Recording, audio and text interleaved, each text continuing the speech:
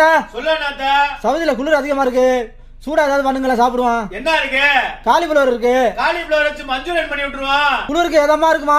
குளிருக்கு சூடா சுடு சுடுன்னு இருக்கும் மக்களே. வீடியோ பாருங்க. மறக்காம சேனலை ஃபாலோ பண்ணி சப்ஸ்கிரைப் பண்ணுங்க.